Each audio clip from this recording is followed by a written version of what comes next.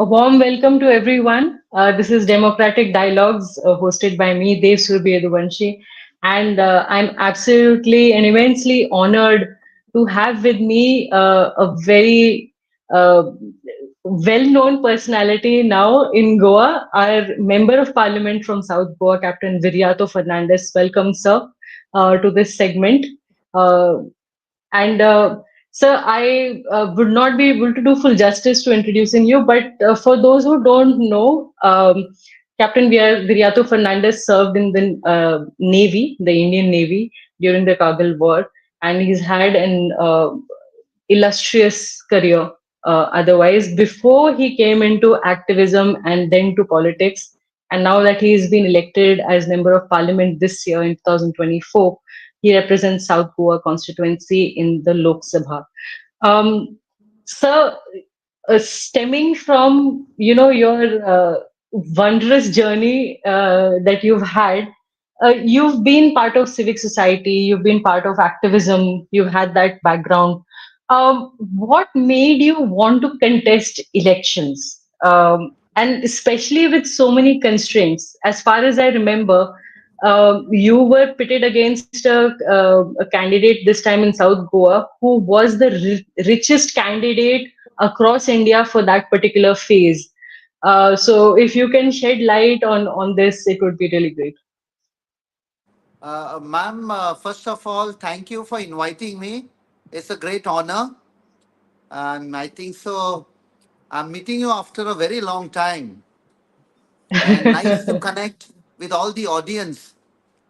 Well, my entry into politics, I think so, and especially the Lok Sabha elections, eventually leading to, I always say, it was the victory of the people.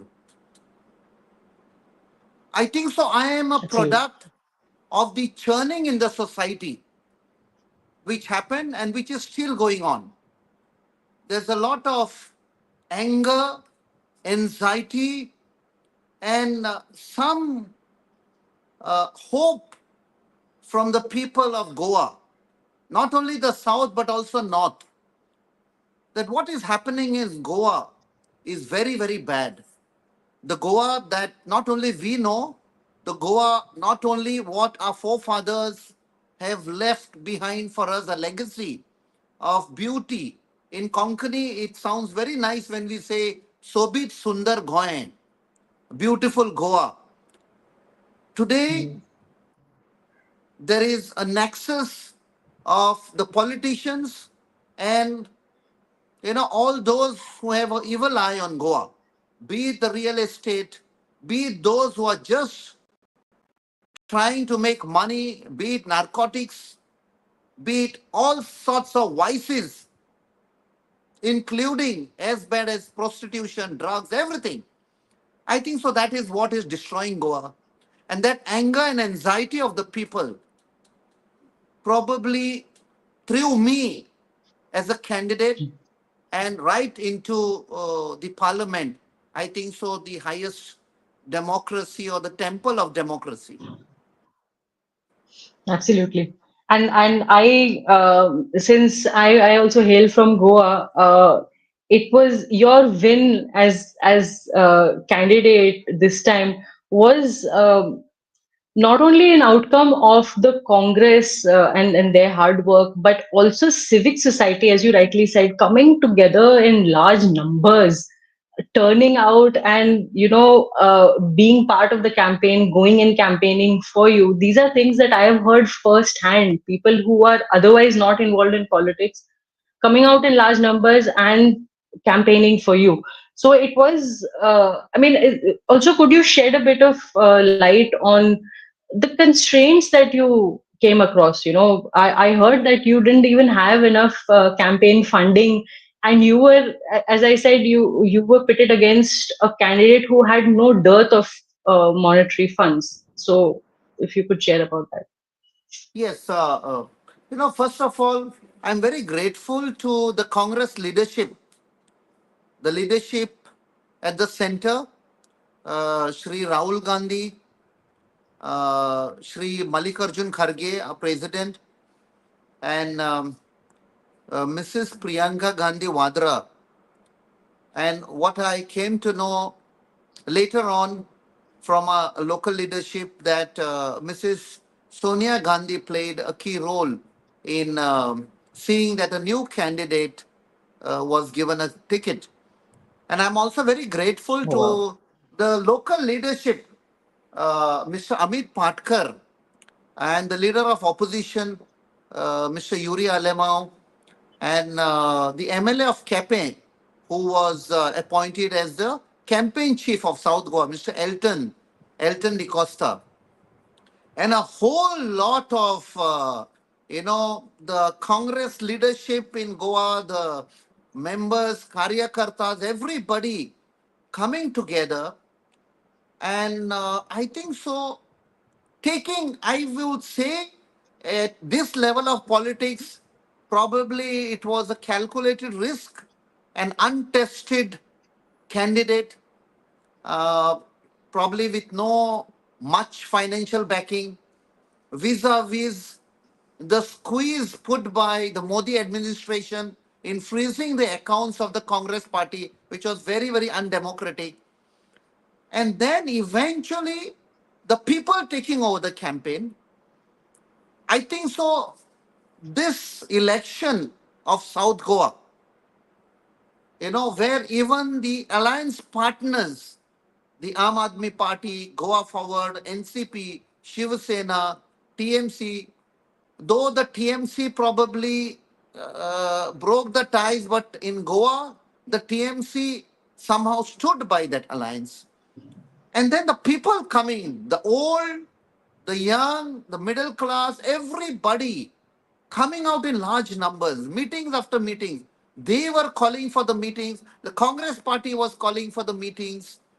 And this case, this particular election and eventual victory is a fit case for political science students to study, and it's like extending a hope for so many people across the country or across the world that you Absolutely. can defy money power, you can defy the administrative power because the government machinery was on the other side, defying Yes. everything, defying everything, the people taking over the campaign and achieving victory. That is why I say it's not Captain Viriato Fernandes who won. It is the people who won. It is democracy which won. Absolutely. I couldn't have said it better. Which brings me to the next question. Now, it's been 3 months since you've been elected, and you are in a fresh new role of representing South Goa. So, what is your vision as the MP of South Goa and the key areas that you intend on focusing during your tenure? Ma'am, there are a whole lot of areas, but we have to see in what circumstances the Congress leadership and the people also were demanding that I should be given a ticket was on the basis of what we were fighting for. And the fight was to save that very identity of Goa. In Konkani, it sounds nice when we say Osmitai, Osmitai of Goa, the Asmita. identity of Goa. You know, what is the identity? Any person across the world, when you say anything that name pops up about Goa, is about the natural beauty, is that paradise on earth.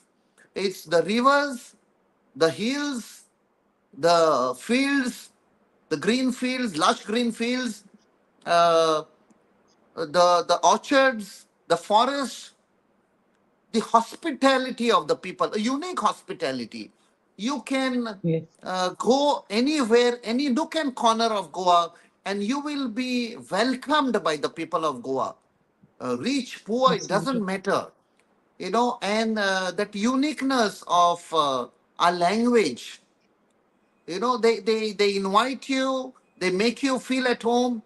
Our culture, which when we say our Sanskruti, right from Kankon to Penne, you know, the when we say a culture, unique culture, and also the uniqueness of the mingling of different religions since centuries. The brotherhood. uh, Hindus, Muslims, Christians, nowadays the Sikhs have also settled, other religious people have settled. You know, that's a unique bond between the people. Despite a lot of attempts being made periodically to break that unity, they have not succeeded. That is the uniqueness of Goa, the osmitai of Goa. So the people were trying to save that beautiful Goa. And we were there right in front with whole lot of activists, whole lot of NGOs, uh, people who would generally not come out. They stepped out of their comfort zones to campaign and also to fight, thinking that this is our last battle for Goa. And I think so. We, the people of Goa, be it south or north, we have won that battle. And that is why when I went to the parliament for the first time and I stepped into the central hall of the old parliament, I stood there alone, and when I looked around, I saw the huge portraits of those founding fathers of our country, you know, Pandit Jawaharlal Nehru, and, all those great leaders of those times. I felt very humbled. And at the same time, a huge responsibility, and I had tears rolling down that, what have I done to deserve that I have been sent to the parliament? And I felt that the debt, what I owe to the people of Goa, I have to repay in many folds, not only to the people of Goa, also to the Congress party for giving a ticket for a person like me, a new person in the party, when there were big stalwarts, powerful candidates. They chose me, and I thought I have to give many folds to the party, many folds to the people of Goa. I have to lead this fight not only for South Goa, for North Goa too, because there's destruction happening across Goa. So that is the time I decided I will be the voice of Goa, come what may. And I have tried my best. I have my friends who have become my team members. We were there camping in Delhi after that throughout the two sessions. One is the first session, the president's session, after that, the budget session. And that is why during the weekends, when generally most of the members of parliaments go back to their constituencies or to their homes, we stay put in Delhi, because the Saturday, Sunday, we do a lot of research, and planning what issues to be taken up, issues plaguing Goa, issues affecting Goa, be it the destruction of the environment, be it the taking away of our rivers, the six rivers, the double tracking, which is going to destroy not only the environment, it is going to destroy the economy of Goa. This double tracking is meant only for the transportation of coal. It is only to benefit some crony capitalists, big industrialists. But the bringing of coal, turning Goa into a coal hub, that will deter the tourists from coming into Goa. Because today the only organized surviving sector is the tourism. The And tourism almost sector, yes. 4.3 lakh people, probably these are conservative figures, maybe more, are dependent on tourism, be it the motorcycle pilot, the taxi drivers, the shack owners, the hotel owners, five-star hotels, giving employment to Tour so many operators. youngsters, the hospitality business, the small gadas, you get roast omelette, pav bhaji, all that. They, why are they doing that? Because they don't have employment. The government cannot provide jobs. So they, in a way, I respect that motorcycle pilot. I respect the taxi driver. I respect all these people who are running gadas and looking after their families, because they're entrepreneurs in their own way. You know, I can compare them with big industrialists. Big industrialists have got financial backing, whereas these people don't have backing, and despite that, they take the risk of starting their own business to look after themselves, to look after their families, to ensure that their children get good education. And I think so. There's this whole lot of issues that we are fighting. Secondly, uh, one of the most important factors which is affecting society across Goa is unemployment. Why is there such huge unemployment? Absolutely. We say we are a highly literate state, 96% literacy, but what happened to the employment sector? There are so many companies in different industrial sectors, be it Verna, Kundai, Kukoli, Bicholi, everywhere. Why Goan youth are not getting jobs? There are so many colleges, almost 17,000 plus students are passing out every year. Where will they go? you know.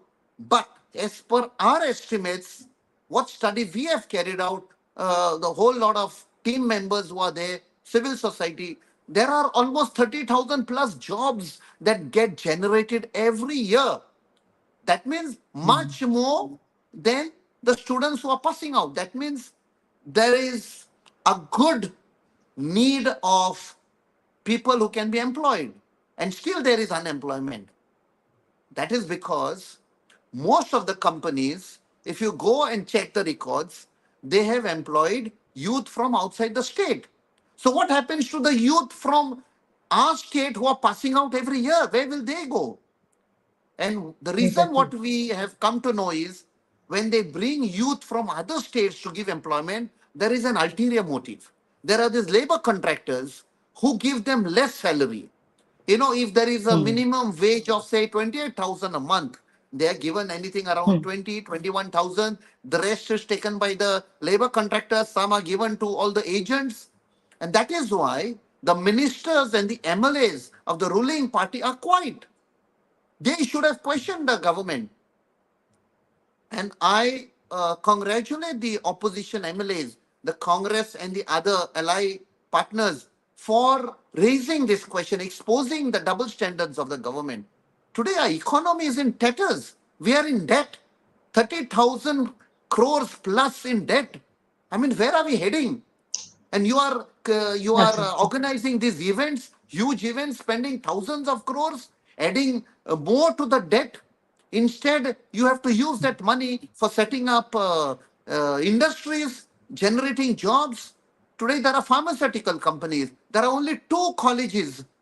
Where is your vision? You should have this vision. If there are 30 plus pharmaceutical companies, then you have to churn out students, be it the B farm or the D farm. Engineering students, now we have come to know that engineering seats have not been filled up. So the government has to have a think tank. Why this is happening?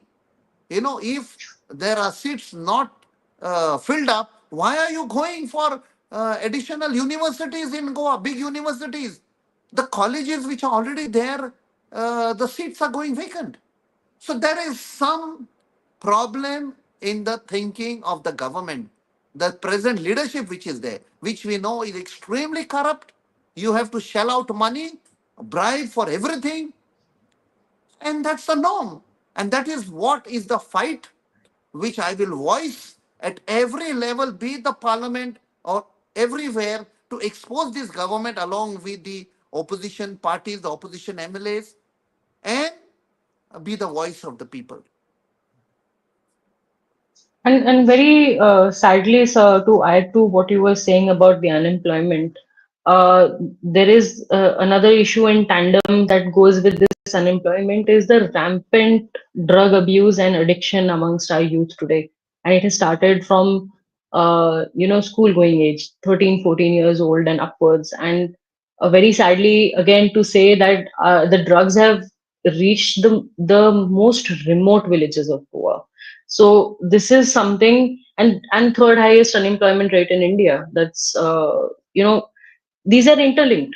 These issues are interlinked, and thank you also for sharing your your strong desire to represent the issues of Goa, and everything that you've just said, so is resonates so much with me, and it will resonate with all our viewers also across Goa. because these are issues that have plagued the state for more than a decade, and it has increasingly become worse over time. I remember you from your struggles with the double tracking issue and the Monet campaign. So these are, I mean, I think there's a complete lack of the desire to stand by the people by this government in Goa, and that's very apparent from the actions or the lack thereof we see around us. Brings me to the next question, sir. For you as a person, how important is it to keep people center stage in your politics and functioning as an MP? And if you can share what your, a normal day in your life now looks like, that would be really great. Ma'am, see, it's all about the people of Goa. If I'm here, it's because of the people. I owe it to the people. I owe it to the Congress party. And that is why, as I said before, I have to give back manifolds. I have to repay the trust and the faith that people have placed in me. And so the day starts early morning, um, around 5:30. Not only me, a lot of friends who have been there in this journey of the last 6 7 years. So we do a lot of research. Any topic is there that we find that the government has failed, we have to expose them. We do a lot of research. We never shoot just for the heck of it. No shoot and scoot. We do a research and then bring it in front of the people. The other things are about the common day problems, the daily routine problems that the people are facing in Goa. The government always says single window system, but the single window system is not for the common man. It is not for the people of Goa. Single window system is only for crony capitalists, for the rich people who are coming into Goa with black money or whatever, uh, where they pay a bribe, they get the things done. For a common Goan, there's a big problem. He has to run around just to get some paperwork done, whether of his property, of his house, or whatever personal documents. He is made to run around. So this is where we step in. We have started something called Captain's Zero Hour. What zero hour we have in Parliament, where I Yes. raise issues. So here we have said Captain Zero Hour. We have started it on Wednesday and Thursday. Wednesday is in the South Goa district office in Margao, above the KFC outlet, fifth floor. And on Thursdays, we have it at the collectorate office, Matani Saldana Administrative Complex, again from 10 o'clock. Though we say it's a zero hour, but it is hours of giving back to the people. A lot of people come with various problems related to the properties, related to so many other things. Some of them want jobs. So we try to connect them with wherever we feel there are vacancies, issues where politicians are troubling them, trying to grab land, issues Hmm. where people who are differently abled asking for justice. So we reach out to them. A lot of senior citizens who have to face problems because of whatever nepotism you say, corruption. So we take up their cause, and these are the things. Like for example, there is something going wrong. People are facing hardships. Students are facing hardships. We inquire, we get into that particular system and try to solve the problem. 90% of the government officials, we found them to be good, efficient, effective, knowledgeable, and the moment we get in touch with them, they get the things sorted out. There are a few people who, by habit or nature, have to be told that this is your job. For example, there is a deputy director. I won't name him because I'm giving him a second chance in Margao, operating from Margao. One of the most corrupt persons. A time will come where I will name him. He's been taking money from contractors. He is involved in a lot of deals. He's allowing people to construct illegal houses. When complaints are put up, he turns a blind eye. And we have collected enough evidence. At the right time, we will expose that man because he has the patronage of the minister. We also have come Oh to my know God. he's a collection agent of the minister.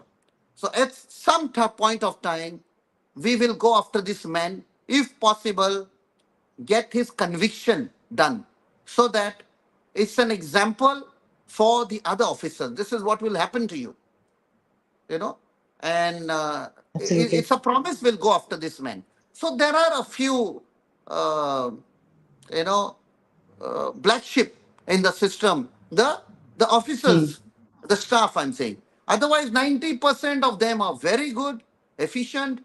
I mean, I've interacted. At the first call, the job gets sorted out. Um, just to supplement to what you were saying, I mean, it's quite amazing that you are a member of parliament, but you are functioning as a quasi MLA for the people, and getting work done for them. So I'm sure, as you function day to day, you must be having a repository of so much information about the issues that people are facing on a day to day basis. How do you plan to sort of organize this and bring it up in Parliament going forward? See, now the winter session will come in somewhere in end of November, probably Hmm. immediately after the elections in Maharashtra. Hmm. So we have got our information ready. What are the issues that we are going to raise in Parliament? The interaction what we are having, for example, one of the problems that people very commonly come up with is retired people who had invested their money in certain cooperative banks, certain cooperative Hmm. societies, where these were fraud cooperative societies. People Oh my God. have lost their hard earned money, their savings. So these are the cases that we are going to take up, because in the budget session of Parliament, the Honorable Finance Minister, Mrs. Nirmala Sitharaman, had given a commitment that any such fraud cases across the country, please bring it to her knowledge. So we have collected quite a lot of data here in Goa where people have lost their money. Hmm. We are going to take up this cause. And that is one. The other thing is about the destruction of Goa, what is happening. I'll give an example about the Borim Bridge and the Hmm. alignment which is happening from Verna to Borim. Now, I wrote a letter based on the representation given by the people of Lotoli and the farmers. Almost 3,500 farmers are dependent on their livelihood on the cousins and the fields which are there. I Hmm. explained this to the Honorable Minister for Transport and Highways, Road Transport and Highways, where I told him that building an alignment through the eco-sensitive areas, the khazans and fields, will destroy that heritage. It will leave 3,500 people plus jobless, or deprive them of their livelihood. And he wrote back Hmm. to me saying, I will get a study carried out on it. And that was a hope. So the moment he wrote a letter to me, within 3 days, the Minister for WRD and the Minister of Environment, they make statements. They're saying they're going to acquire the land. That very land which we are going to save, they're going to acquire and hand over to the central government. That means in Goa, Oh these my God. ministers are saying, we don't mind being the bad people. We don't mind destroying Goa. हम लोग गोवा का जमीन आपके हाथ में देंगे, जैसा चाहिए डिस्ट्रॉय करो.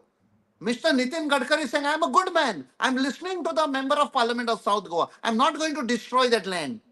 And probably he must be ringing up and telling them, boss, This member of parliament is creating a lot of problems. He's raised this in black and white. He said, you cannot do this alignment because I said the bridge is required. The bridge is 40 years old. Build a bridge. But don't go for that alignment because I know that alignment is for coal. Everybody knows it is for coal to be transported from Empty to out into Karnataka and all those places, Maharashtra, for the coal lobby. So Hmm. this is what is happening. Similarly, the national highway passing through Bhoma. In the regional plan, there was a bypass that was shown that there will be a bypass so that the four temples and the houses of the people will be saved. Now, the new plan is going through and through. It is going to damage, destroy the temples, the houses. So I brought it to the notice of Mr. Gadkari. And I wrote so and so temple, so and so deity, all that, the so and so temple, Rakandar, everything I explained to him. And he replied to me that, yes, I'm going to look into this thing. And that was hope. And now he tweets saying that finally the missing link has been passed for so many hundreds of crores. I mean, what are you? Are you playing with the sentiments of the people? One side you're promising me that you will not destroy Goa, and other side is you're just doing the opposite. I mean, what type of a government we have? We were told when we were small, we had studied that government of the people, by the people, for the people. Now it is turning out to be government by the EVMs, for the crony capitalist. And I mean, what else to say? You're not listening to the Yeah, sentiments of the people. You're saying development. What development? Whose development? If you look at the definition of development, you have a definition given by the United Nations. A social definition is there. It is for the benefit of the people. Here it is destroying the people's livelihood, their shelter, the very world around them, and you are only benefiting the crony capitalist. So this is what is absolutely. happening. So there are a whole lot of Absolutely. issues that we are fighting. Now you will say that Burma is in North. Why are you taking up? Yes, I said I will be the voice of the people of Goa because the voice from the North is shut. It's been shut for last 25 years. So I can't let the people, they are my people, my Goenkars. I was born in Yes. North. I was brought up in North. I did my education till 12th in the North and my engineering in South. I'm a pure Goan. So I will fight Yeah. for the Yeah. people of Goa, north or south, doesn't matter. So there's so many issues, and the repercussions of these ill-conceived plans are going to have a huge impact in the years to come. It's going to change that very phase, the face of Goa. What we say, Sobit Sundar Goa, you're going to turn it into a concrete jungle. Today, the land is gone. The fields are gone. Our hills are gone. Any mountain is a water tank. Today, if you Yes. study, we have the characteristic of our mountains is it made of laterite. It's porous. It absorbs water. The 4 5 months, 4 months of rains what we have, it absorbs the water, and throughout the year it gives water in the wells, in the ponds, in the rivers. Now, if you cut that mountain, means you're cutting the tank. Where will we go for water? Absolutely visionless Absolutely. government. Today you are allowing to divert the mother. You one side we are saying mother is a mother, and you are allowing the mother river to be diverted to benefit the crony capitalist. On the other side, you're not only going to damage the people of Goa, you're going to damage the people of Karnataka in the Belagavi district. I mean, those people have come Absolutely. in touch with us. They have got in touch with us. They have given some documents. We have submitted to them. We have given them the documents. We've uh, we've just lost Sir for a bit. We'll wait for him to come back. For all the viewers who tuned in, till he comes back, please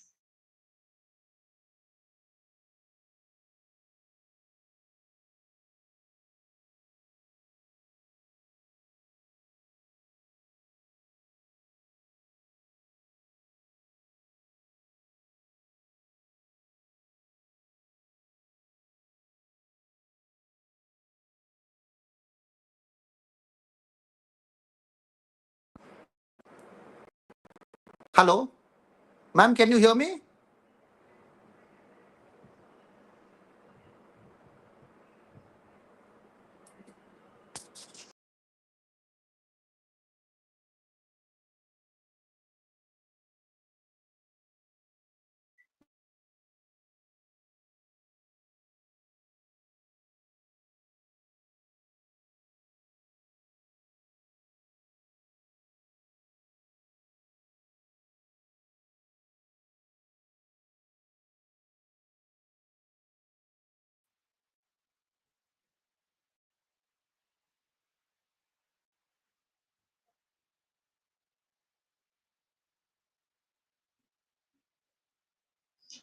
We've had a bit of a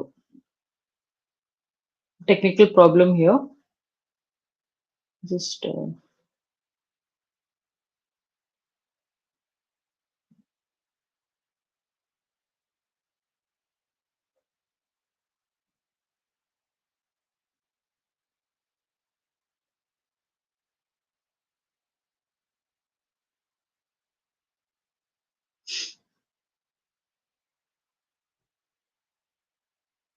please, for those who've been tuned in for quite some time and from the beginning, please do comment and let us know what you think about this segment and the discussion so far.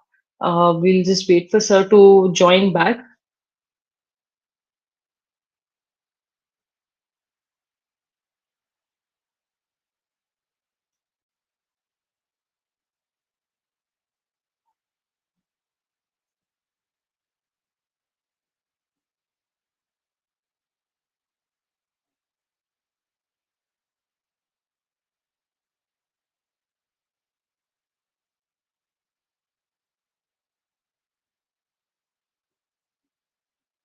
For all those who are especially from Goa, please do write in and let us know what are the issues that you are facing. It would be nice to hear from you. And of course, you heard, Sir, that he holds meetings twice a week in Margao, where you can reach out to him. One is in the Congress district, South Goa district office above KFC in Margao.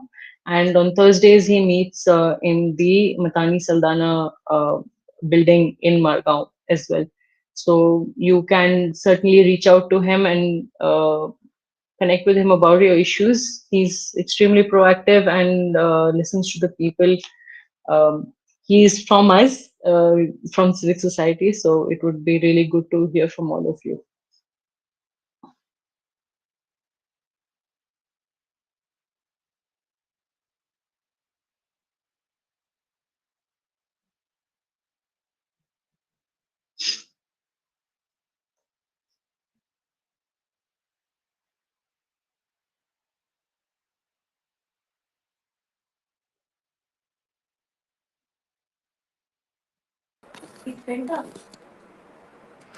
Sorry, sir, there was a bit of a disturbance. We lost you in between.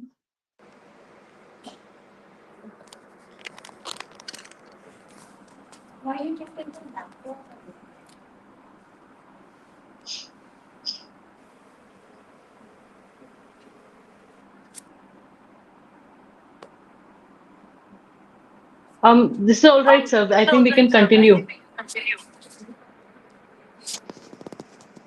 Yeah. All right.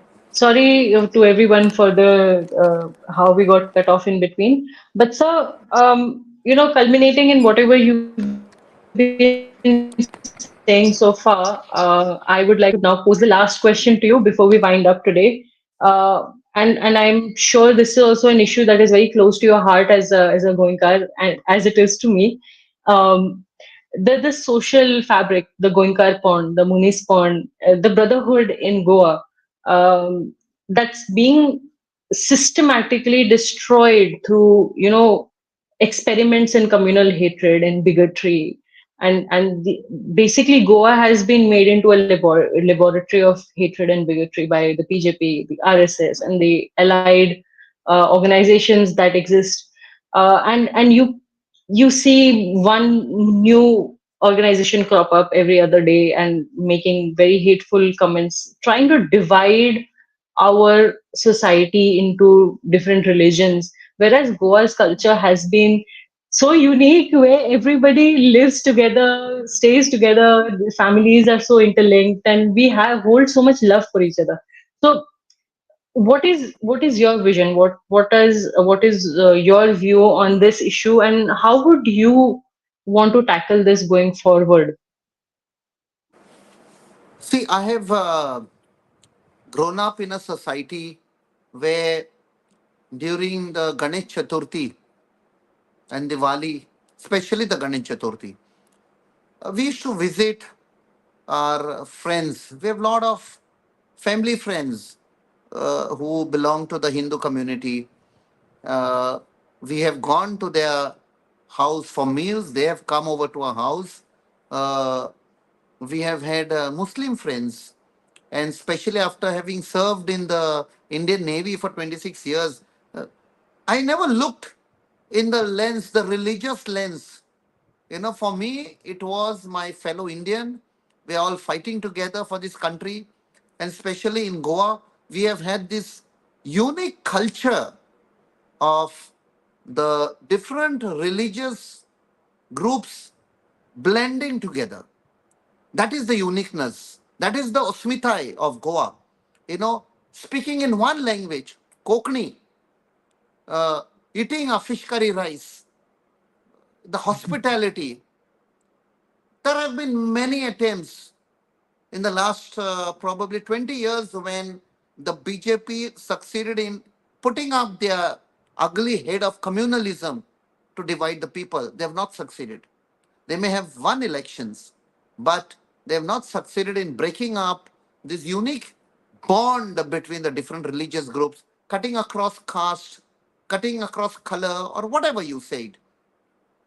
And this I'm saying even in parliament, that in the opposition, people from various regions coming from different cultural background, we all have been fighting to save that unique identity of India, which is unity in diversity. So in Goa, these attempts have been made. Recently, it was made uh, by a fringe element and it did not succeed.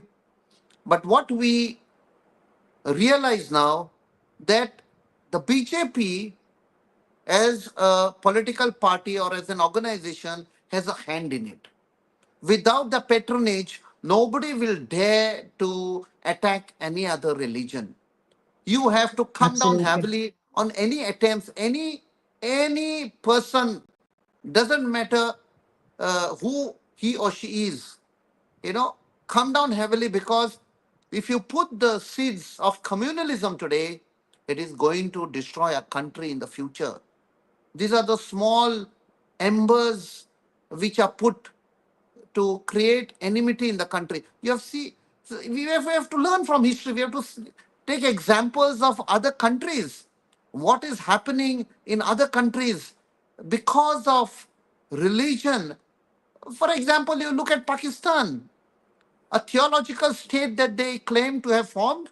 They're in tatters. Economy is in tatters. There's a division in the society. Whereas we, based on the strong foundation of Islam, based on the strong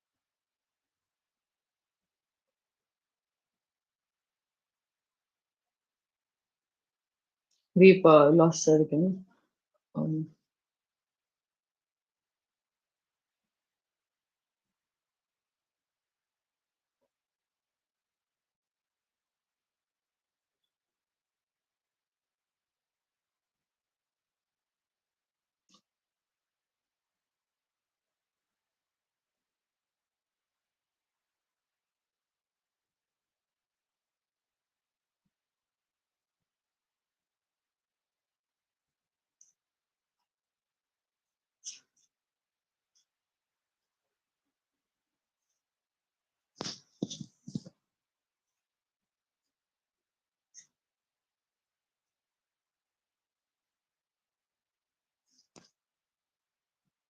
Um, sir, am I audible?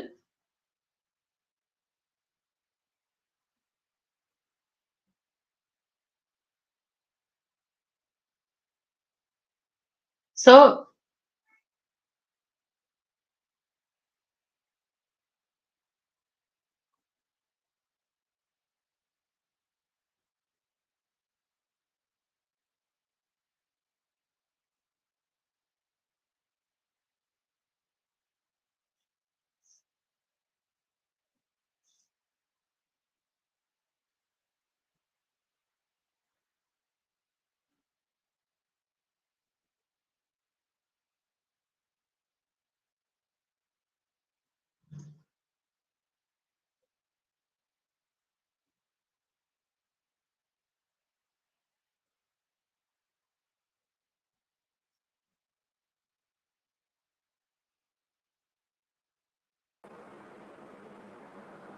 welcome back.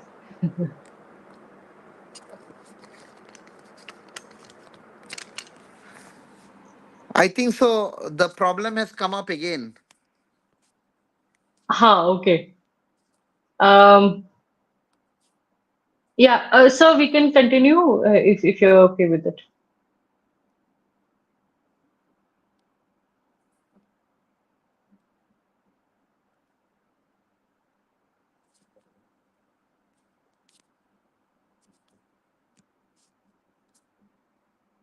So you would have to turn it the other way. Yeah.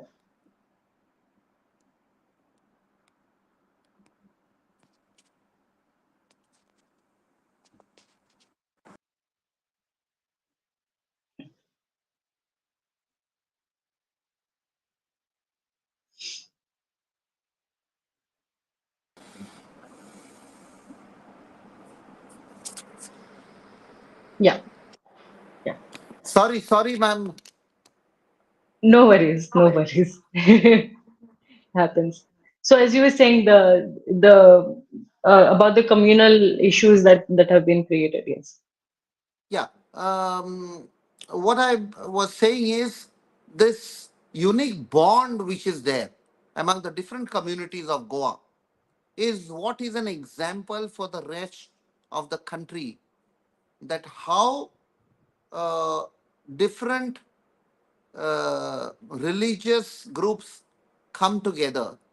This has been the it has stood the test of time since centuries, whether a Hindu, a Catholic, a Muslim, and I think so. Come what may, the BJP and its fringe organization will never succeed. See, there is a thing is there are the two evils. One is corruption and one is communalism. Corruption can be tackled. There are laws, you can jail them, convict them, but the wounds of communalism run very deep. The scars of communalism are left for years together. They take time to heal. Sometimes they don't heal. You know, this is what the government should realize, the government of the day, that you have to look in the long run what is good for Goa, what is good for the country. You know, there are fringe elements who have now come into Goa from Bihar and from UP. Uh, some have been identified and they make statements to hurt religious feelings on and off. And I think so, the people have realized they have been identified, and in the future, there will be some strong action taken as per the law, even if the government tries to shield them. Absolutely. And with this, I would like to quickly ask you to sum up this segment that we've done today, sir. What would be your message to the people who voted for you, and more importantly, for people who have not voted for you? What are you going to represent to them as the MP? See, I have always said the people won. It was the people's victory.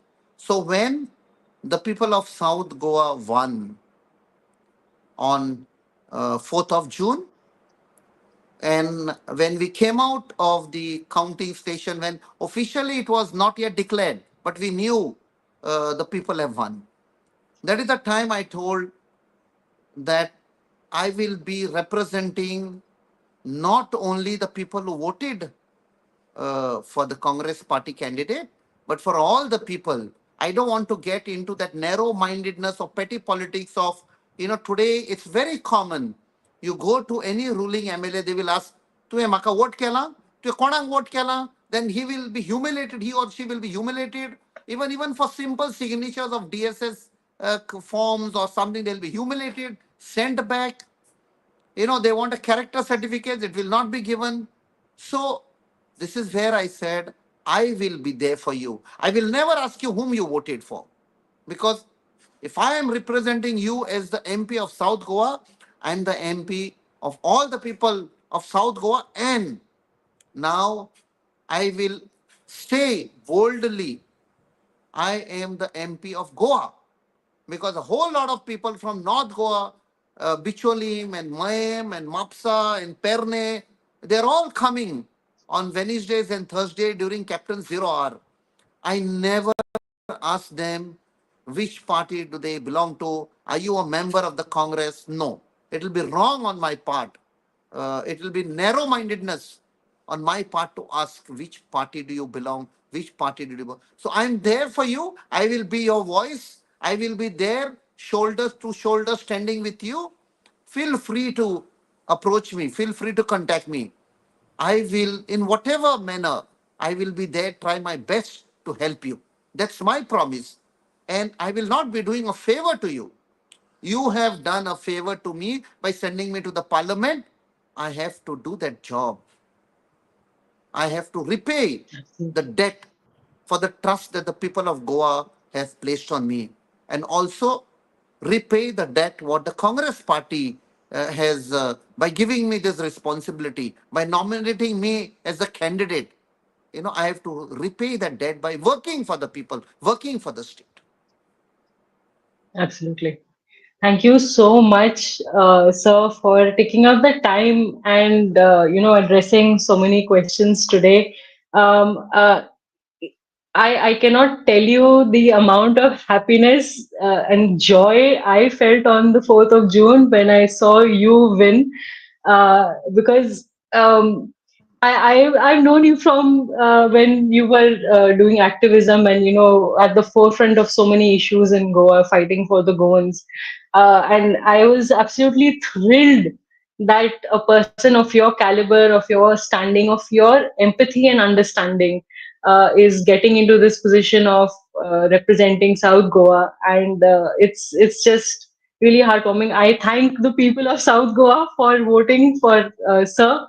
You've I'm done humbled. what really the people, and sir, you have done what we could have never imagined. As you rightly said, this your win is a unique case study in the power of the people, and any political scientist or a student of political science must look into it and study on how people organize themselves to come out in full support of a candidate who represented the people's wishes and aspirations.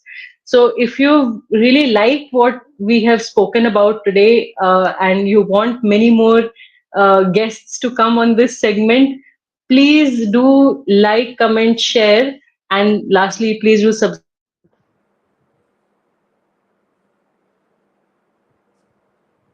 segments that we will have coming forward. And thank you once again, sir, for joining My us. pleasure. It's We're been an truly honor for humbled me. and honored. Thank you, ma'am. Thank you. A great honor for me. Thank you, sir.